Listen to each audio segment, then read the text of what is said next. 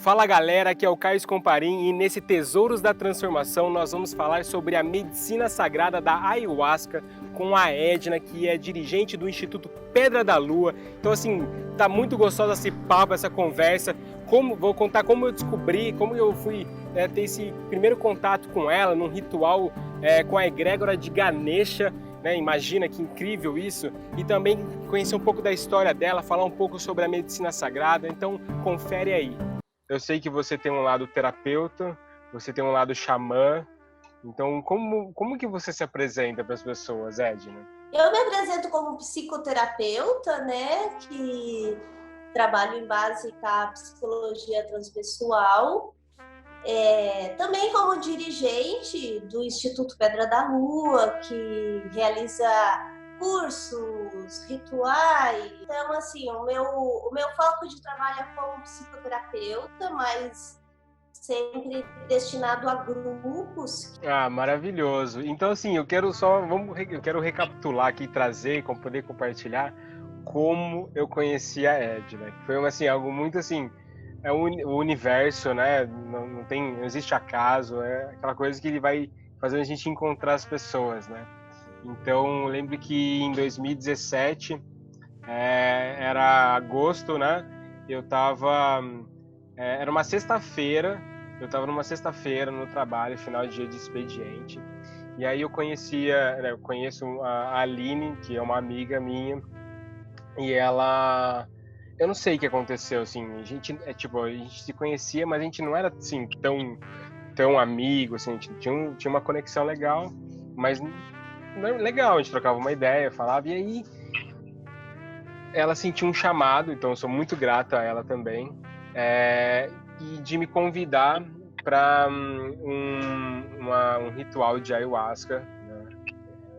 E eu já tinha tido experiência, já tinha vivido isso em outros lugares, e aí no primeiro momento eu pensei assim, não sei, talvez, porque geralmente eu sempre fui aquela pessoa que para eu ir num lugar novo, assim, ainda mais se falou algo relacionado mais à espiritualidade, teria que ser uma pessoa que tá muito do meu lado, assim, no meu dia a dia para eu ir, assim. E ali eu lembro que eu fiquei num voo muito grande, né? Porque eu perguntei o que ia acontecer e aí ela me disse que ia ser um ritual de ayahuasca do dia de Ganesha, então você ia ser com a egrégora de Ganesha.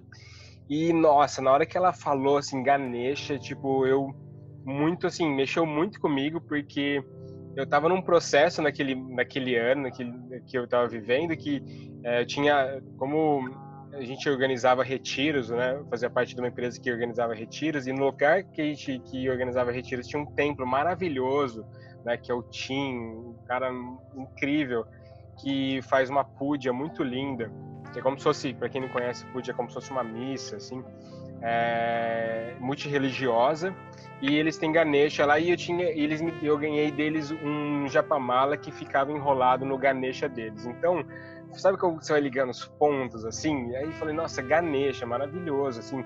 Aquilo mexeu comigo. Ao mesmo tempo, ela falou que era um lugar que era tipo um centro de xamanismo, né? E também tinha um trabalho de umbanda.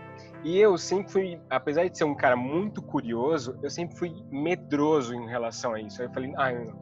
Nesse momento que ela falou assim, eu dei um pezinho para trás. Eu falei assim, não, acho que eu não vou não sei, esse negócio, sei lá, sou meio medroso nessas coisas tipo incorporação, não sei como é que funciona direito. Então assim, foi um momento que eu fiquei, não vai, não vai.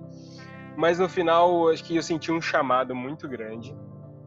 E aí topei. Então, tipo, foi no dia seguinte, no sábado, eu lembro que eu me preparei muito, assim, nesse processo de sexta para sábado, que no sábado de manhã eu fui pro Ibirapuera, pro parque, né? Fiquei ali num momento, assim, super de contato comigo, me preparando para poder ir pro ritual. E aí eu lembro que eu cheguei lá, a gente chegou cedo, ela falou, não, a gente tem que chegar cedo, a melhor coisa é chegar cedo. Eu falei, tá bom.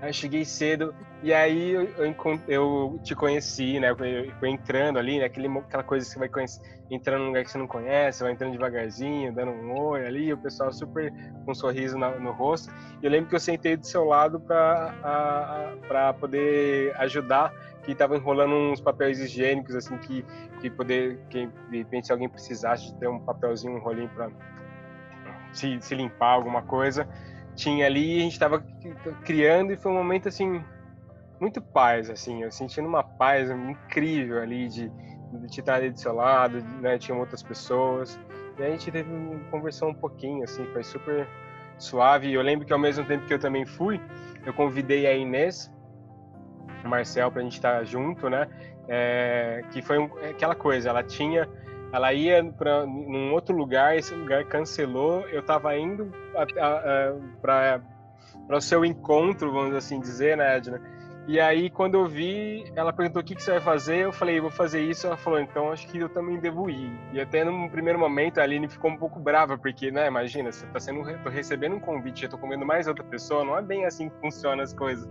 Mas eu falei, não, a Inês, pô, a Inês, ela vai contribuir com o ambiente com certeza. Então, foi assim uma coisa tão incrível. E eu lembro daquele momento da gente que eu cheguei sentando, fazendo, enrolando os papéis assim, e eu me senti numa paz tão boa assim, e te conheci assim, foi um momento muito legal assim, eu guardo assim com muito carinho.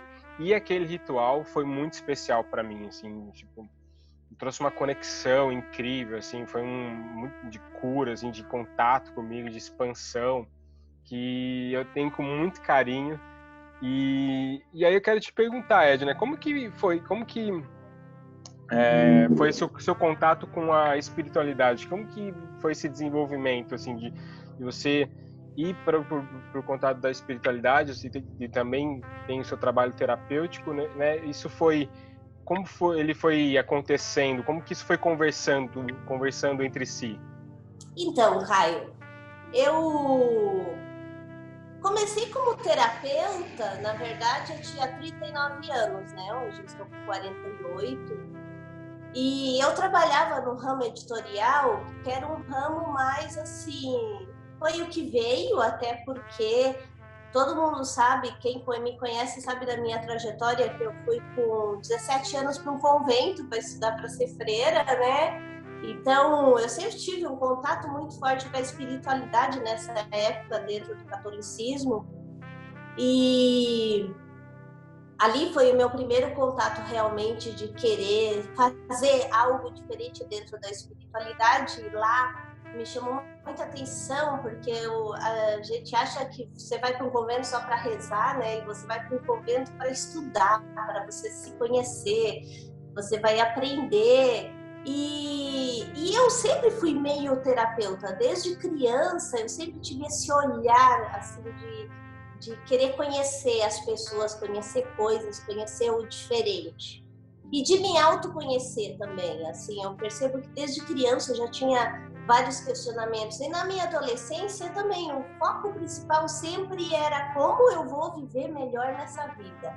Como eu vou trazer mais paz para dentro de mim. Você sabe que no mundo de uma ariana, não é fácil trazer paz. A gente, uma pessoa de Áries é uma pessoa muito enérgica, né, agitada, mas eu sempre procurei isso. E a minha primeira escola foi o convento, né? E aí depois, quando eu saí do convento com 23 anos, fiquei 5 anos lá. E aí eu fui trabalhar com população de rua, aquilo ali foi uma grande experiência para mim, fazer curativo nas pessoas, sempre um olhar carinhoso para as pessoas, fui aprendendo a lidar com essa população em situação de rua que é muito dolorida, né? Uma situação dolorosa, cada um traz feridas muito grandes.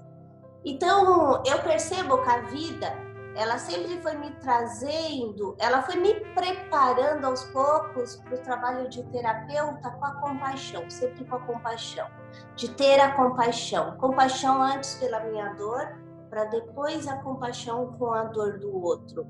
E aí, com o tempo, eu fui mesclando, eu percebo que a segunda coisa, quando eu fui saindo do catolicismo, foi o curso de Reiki, que eu fui fazer uma revisão num livro de Reiki numa editora que eu trabalhava, e eu achei aquilo lá espetacular. Eu falei, eu vou ser reikiana.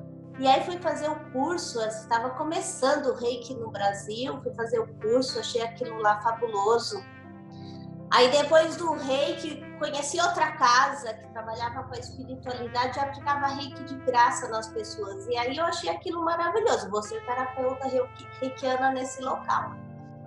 E aí foi, né? Daí fui conhecendo a espiritualidade de uma mediunidade que eu já tinha, uma sensibilidade que eu sempre tive. Mas aí fui conhecendo a espiritualidade. Ali era uma casa mais espírita, não um bandista, porque você sabe que quem é espírita não é um bandista, né? Às vezes a gente acha, eu sou espírita bandista. Não, você é espírita ou você é um bandista. E aí fui para esse caminho, foi que me agregou muita coisa, né? E aí aos poucos fui entendendo essa minha sensibilidade, porque você sabe que no convento a gente tem muitas horas de meditação. E eu escrevia muito no convento, e às vezes as freiras perguntavam, de onde veio isso? Você leu onde? E aí eu não li, isso veio na oração, e elas ficavam assim, querendo saber como é que eu tinha pensado isso sozinha. E eu já não sabia, eu não entendia isso. Eu sabia que eu ficava lá e aí vinham várias ideias, eu escrevia muita coisa e tal. Nessa casa espírita que eu fui, eu cheguei lá, eles já me deram um papel e falaram assim, escreve o que você sentir. E eu comecei a escrever, depois eu fui entender que era tipo de uma psicografia, né? E aí foi iniciando o meu caminho. Depois, com o tempo, eu tinha um amigo que era índio, escritor, um excelente escritor, Daniel Munduruku, que vale a pena citar ele para, assim, que ele é um grande homem. E eu estava no momento da minha vida de busca, tinha largado essa casa, mas queria conhecer outras coisas. E eu falei para ele assim, eu estou muito triste, eu não sei o que está acontecendo comigo. E ele falou, vou te levar para você conhecer uma coisinha. E eu falei assim, maconha eu não quero. Aí ele disse, não é isso, é uma coisinha, eu vou levar você num lugar para você conhecer uma coisinha. E aí ele me levou numa casa muito simples da Vila Maria, que era um grupinho de 5, 6 pessoas, que era um xamã, ele chama e ele é existente até hoje, o Inti Romã, e ele foi na casa dele. E eu fui, e eu sabia que era um chá, mas eu não conhecia nada. Eu conheci o Daniel, e eu conheci o Daniel, eu sabia que o Daniel não ia me levar para uma furada. Quando eu bebi aquele chá, você sabe que na minha trajetória eu ganhei um livro do Osho, de um padre amigo meu. Nem sei porque um padre ia me dar um livro do Osho, e esse livro se chamava Isto. E aí eu fiquei assim, eu não entendo esse livro. Aí eu até briguei com ele assim, Fernando, pra que você me deu um livro? O cara não é surtado, ele não fala coisa com coisa. Eu leio, eu não entendo. E aí naquela hora, quando a minha consciência foi expandindo com esse chá maravilhoso, sagrado, e aí eu só falava, isto, eu entendi o que o livro queria dizer e que eu não compreendia nada, sabe? E aí esse xamã começou a tocar flauta, e eu achei aquilo lá tão mágico, aquele lugar simples se mostrou tão majestoso. E aí eu percebi a força do chá. É claro que nesse dia eu também entrei em os processos internos de minhas dores, minhas dificuldades, mas aquilo ali foi o primeiro chamado quando eu entendi que tinham coisas muito maiores que eu não conseguia pegar e que eu não conseguia entender, mas que estavam dentro de mim e estava na força do universo, sabe? E aí foi o meu primeiro contato, assim, de eu começar realmente a me descobrir. Quando eu voltei, comecei a ler o livro do Osho, entendi tudo que ele estava falando. Foi uma coisa, parece que deu um start na minha vida de eu entender o que eram níveis de consciência, esse algo maior que eu não conseguia compreender, porque eu vivia muito dentro de uma espiritualidade muito concreta, material, e eu não conseguia compreender realmente isso, sabe? E aí depois continuei trabalhando no ramo editorial, mas chegou um dia, eu comecei a fazer, eu senti o chamado de fazer uma psicoterapia com um grande cara também, que já faleceu, que é o Amir Eloar. E eu devo muito a esse cara, porque eu ia reclamar que eu não estava satisfeita na editora, que eu não sabia o que eu queria. E ele falava, o que falta para você entender que você é uma grande terapeuta? O que falta para você entender que você precisa fazer cursos referente a isso? E nisso, eu já tinha feito curso de xamanismo, já estava um pouco trabalhando com ayahuasca, já estava começando os meus trabalhos, mas eu não tinha entendido ser terapeuta, sabe? Porque para mim ser terapeuta era uma coisa que eu fazia de graça e estava tudo certo. Era uma coisa que eu já tinha tido meu encontro com a Umbanda através do meu ex-companheiro e aí comecei a entender o que era a espiritualidade da Umbanda, comecei a entender o que era uma incorporação, comecei a trabalhar na casa, primeiro como médium, depois virei dirigente espiritual da casa junto com esse meu companheiro, que é uma pessoa que eu reverencio muito também, que aprendi muito. Mas eu sabia que o meu trabalho, por exemplo, com o xamanismo, ele tinha que ser universalista. Eu não queria que ele fosse vinculado só a Umbanda. Eu sabia, tinha algo dentro de mim que assim, isso não é uma coisa só para uma religião. Essa medicina, esse trabalho, ela inclui todas as religiões. E, ao mesmo tempo, eu comecei a fazer um curso de constelação sistêmica, familiar, comecei a fazer a minha pós-graduação em psicologia transpessoal e o trabalho foi migrando do ramo editorial para o ser terapeuta, já era o ser xamã, né? Mas só foi... Tudo foi agregando e eu digo que um terapeuta ele é bom quando ele não olha só para o outro, ele olha para o outro olhando para si própria, sabe? Fazer da renovação em si. Ele não vende uma ideia de autoconhecimento, ele utiliza essa ideia dentro de si, essa ferramenta de autoconhecimento dentro de si, para depois estar ali para o outro. Então, eu fui fazendo todos esses processos internos de autoconhecimento, porque você sabe que todo ser humano, ele vive um desvalor muito grande, né? E eu não era uma regra.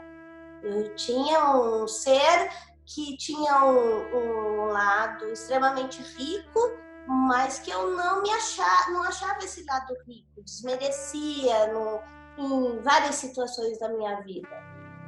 E com isso, o trabalho foi cada vez mais afinando. Então, eu comecei a trabalhar como consteladora, comecei a trabalhar com atendimentos individuais, mas também com atendimento em grupo. Mas chegou uma hora e eu percebi, a minha veia, Caio, como terapeuta, é ser consteladora. Eu amo ser consteladora. Eu fiz curso de renascimento, eu fiz curso de hipnose, eu fiz vários outros cursos, mas o que me encanta, e eu acho que a ferramenta maravilhosa que nós temos nas mãos hoje é a constelação sistêmica. E o xamanismo, porque a ayahuasca, para mim, ela não é uma ferramenta, ela é também uma ferramenta que nos conecta com uma espiritualidade. Mas, para mim, ela é uma ferramenta que ela me conecta comigo mesmo, com a minha força, com a minha energia. Então, eu todas as vezes que eu bebo chá, eu procuro ter insights para o meu autoconhecimento. E essa é a proposta, por exemplo, do nosso trabalho com o xamanismo, sabe? É trazer autoconhecimento. Eu valorizo muito quem vem, aprendi isso sobre mim. Agora, quando a pessoa vem assim, tive uma revelação da rainha da floresta, eu não desmereço, mas eu acho que aí você está colocando algo fora que é algo dentro, sabe? Algo aqui dentro, porque tudo está dentro. Então, eu sempre falo para as pessoas que vão beber o chá no nosso instituto, assim, beba o chá para se autoconhecer. beba o chá para trabalhar as suas dores. Não beba o chá para viajar na maionese, que não vale a pena. Não beba o chá para você ir manipulando a sua mente, para você não ter um entendimento da vida. Beba o chá para você viver melhor, porque a força dessas medicinas ancestrais, elas são para te trazer autoconhecimento. Eu acho que quanto mais autoconhecimento nós trazermos para nós, na nossa vida, mais nós vamos agregar esse planeta. Mais seres valorosos nós vamos ser. Viver bem, viver em paz, viver com tranquilidade, é também passar tudo isso para as pessoas, sabe? Então, hoje, eu sou terapeuta, sim, 24 horas, eu acho. Mas eu sou terapeuta de mim mesma antes, sabe? Eu tô sempre me analisando, sempre tentando tirar os emaranhados internos que eu ainda carrego, que às vezes a gente constrói no nosso dia a dia, entendeu?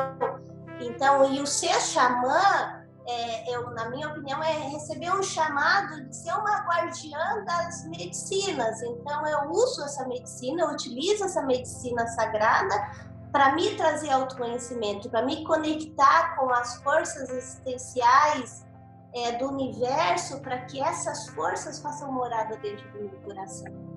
Maravilhoso, Edna. Nossa, que legal essa sua jornada. Eu não conhecia assim detalhadamente, de adolescente para cá, caminho de freira. Que legal, que legal. Muito, muito, muito bom poder saber disso, porque de alguma maneira acredito que as pessoas elas possam se identificar, porque de alguma maneira cada um tem uma as histórias das pessoas se conectam, né? Então é muito bom poder conhecer um pouco mais. E falando sobre os rituais, assim, uma coisa que eu achei para mim foi muito lindo, assim, por isso que eu tô te chamando aqui, porque essa série em si ela é uma série que está falando sobre eu tô trazendo pessoas que foram importantes na minha transformação. Então você é uma pessoa muito importante na minha transformação e eu fico muito feliz de ter essa oportunidade desse papo. E o que eu achei mais assim incrível dentro dos rituais que eu pude vivenciar com você, que né, no começo o primeiro foi lá com o de Ganesha, é que você tem uma linha de trabalho que vai trabalhando diferentes egrégoras, né? Então, tipo, tem o de Ganesha, então, de São Miguel, de Jesus, então, assim, xamã, totalmente xamã, ou tem até com banda, né? Uma banda ao vivo, tocando música ao vivo. É muito legal, é uma egrégora muito legal. Então, assim, para quem está tendo um primeiro contato sobre a questão de ouvir sobre, né, a medicina sagrada, o chá sagrado, o que você diria, né?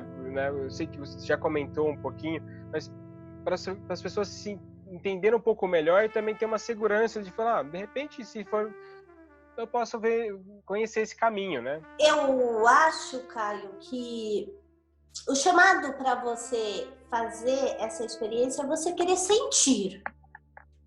Porque, assim, não tem como você ir para um trabalho desse e você não se abrir para ficar à flor da pele do sentimento, sabe?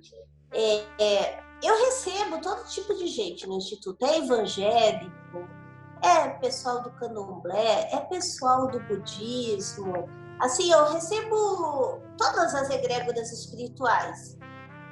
E eu gosto de trabalhar com todas as egrégoras espiritual. Por exemplo, quando eu trabalho, por exemplo, o ritual do Mestre Jesus, eu me conecto com as minhas raízes católicas, eu me conecto com os evangélicos, eu me conecto com essa energia. Porque você sabe que, na verdade, cada pessoa que vai fazer uma experiência, por exemplo, com esse chá, ela leva as suas crenças, ela leva dentro dela o que ela acredita, né? A verdade dela.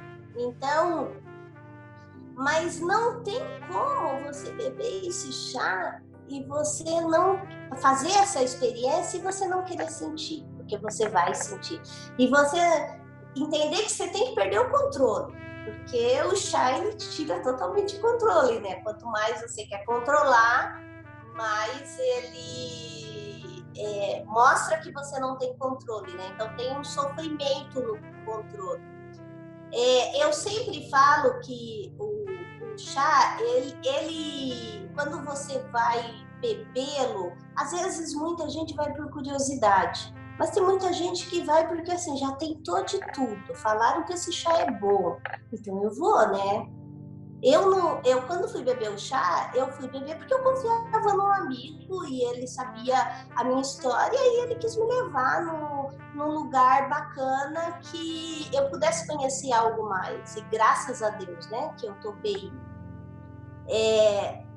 E você tem que entender que você tira dentro, eu sempre falo que o chá, ele trabalha de uma forma que ele abre o tampão do teu inconsciente. Então, vem muitas memórias. Vem as dores, as feridas, elas vão emergir também. Pode ser um trabalho realmente só tranquilão, né? Às vezes a pessoa ela já é um nirvana, né? Ela vai beber o chá, mas na maioria das vezes esse tampão do inconsciente, ele faz você acessar muita coisa.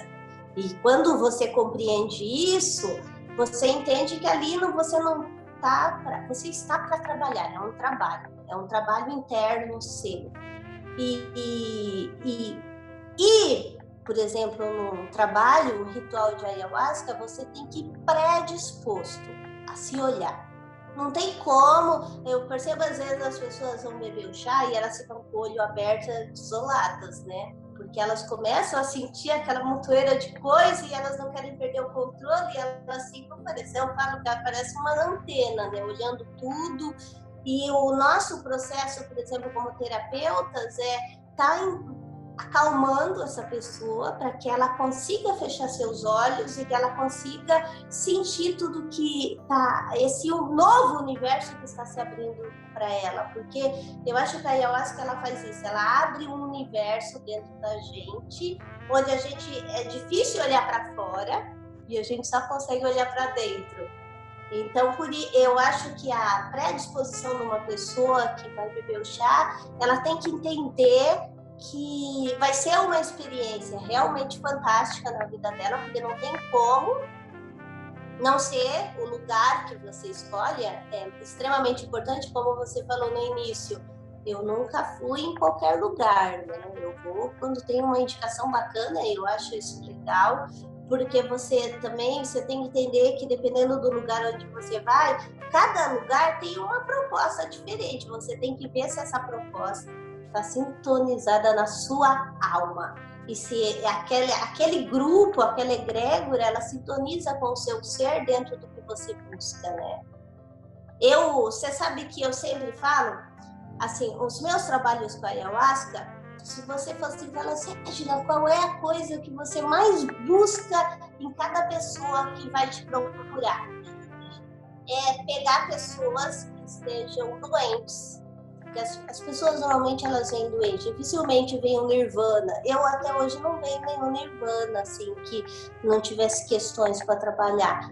Mas devolver essas pessoas para o nosso planeta melhores, com mais compaixão, mais amorosas, entendendo a força do perdão, sabe? Porque a gente sabe, você já bebeu esse chá muitas vezes e sabe que ele traz uma coisa assim de você ter que perdoar, você ter que se perdoar, você ter que trazer equilíbrio para você pôr ordem na sua vida.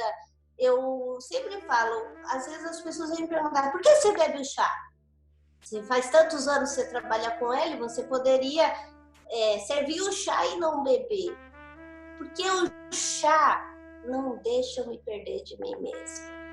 O chá, ele me traz sempre essa consciência do que tá fora e que eu preciso trazer para dentro para me integrar em mim mesmo. Então, eu sou realmente uma devota dessa medicina e me considero uma guardiã dessa medicina por causa disso, porque para mim ela é uma medicina muito sagrada, que ela está sempre fazendo eu me conectar com a minha pureza, com a minha missão de vida, com o meu ser interior. E eu acho que quem vai beber o chá precisa saber que esse tem que ser o objetivo principal.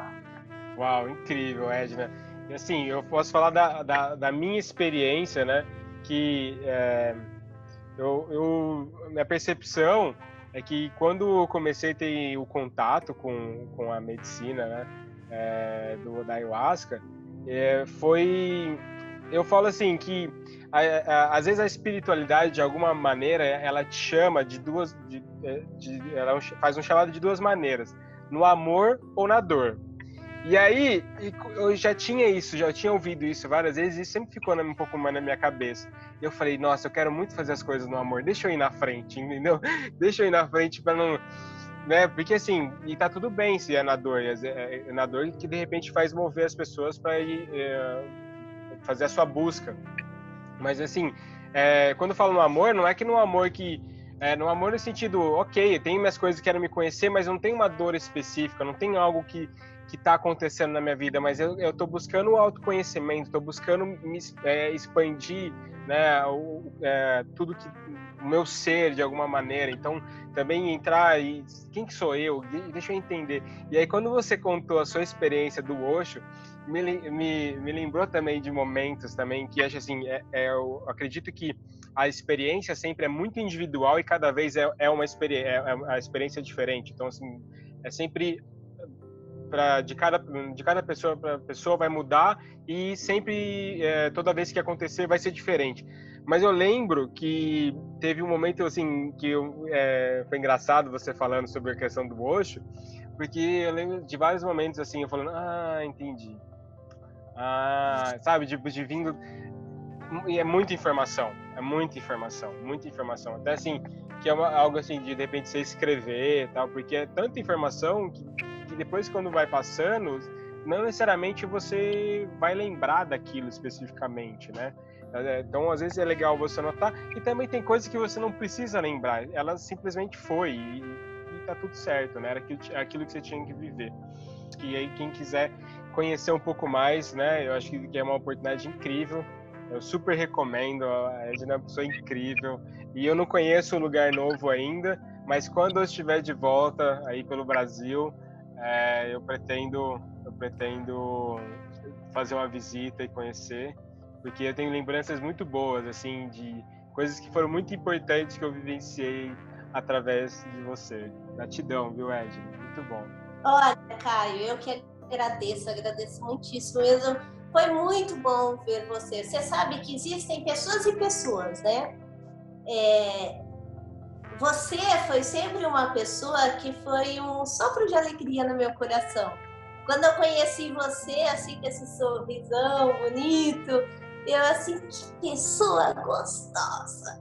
Eu sempre que eu tive em contato com você, sempre foi uma grande alegria, e eu fico muito feliz de estar agregando valor para esse teu trabalho, e me sinto honrada de poder falar com você, porque hoje mesmo eu estava falando pro meu companheiro, que você não conhece, né? Eu falando assim, nossa, eu queria que você conhecesse o Caio. O Caio é muito legal, porque é essa memória que eu trago de você, do um buscador de autoconhecimento, uma pessoa que está sempre querendo oferecer o melhor para o outro e quer agregar, quer oferecer, não quer tirar. Então, para mim é uma grande alegria no coração, assim, conversar com você, olhar para você, ver que você está bem, ver que você está feliz, isso é muito bom. Que maravilha, Edna, muito obrigado, que delícia. E você sabe que você falou uma coisa para mim uma vez e que eu guardei, e depois, quando as coisas foram acontecendo, eu falei, nossa, a Edna falou isso para mim. Teve um momento que teve um ritual que eu fui e que a Lígia foi comigo. E a gente, normalmente, quando você vai em casal lá, os pessoal já pede para separar, né? Cada um senta de um lado. Para cada um, e tá tudo certo, que para cada um vivenciar a sua transformação, ter o seu momento para si, principalmente parando para pensar, casar, assim, Pode ser, acho que é legal a ideia. Mas no momento, né, como a gente estava entrando ali, a gente não era um casal, na verdade. Então a gente estava ali como dois amigos e eu convidei ela. E aí eu lembro que alguém pediu pra gente separar, daí eu falei com você, você falou, não, pode deixar os dois. Tá tranquilo, a gente foi lá e tal. E aí teve um momento que você comentou comigo assim, você falou, nossa, como ela é bonita, ó. Eu acho que ela seria uma grande namorada, grande parceira sua. E naquele momento eu falei, nossa, que viagem, né? E hoje a gente tá junto. E hoje a gente tá junto, a gente tá aqui, né, pelo mundo junto. Então, assim, é muito incrível. Eu tenho essa lembrança boa. Eu contei pra ela. Ela falou, nossa, eu não sabia. Não, ela comentou. Então, tipo, depois, parando, quando a gente tava junto, assim, eu falei, sabia que isso aconteceu? Uau, nossa, que delícia poder conversar com a Edna, conhecer um pouco mais da história dela também, falar um pouquinho de como eu encontrei ela. E galera, se você quiser conhecer um pouco mais, olha na descrição que tem aí todos os contatos da Edna, do Instituto Pedra da Lua, o canal deles também. E comenta aí, comenta, fala o que você tá achando, o que tá vindo aí quando você assiste esses vídeos que eu tô fazendo, o que tá faltando, pergunta, dá ideias, e é isso aí. Valeu!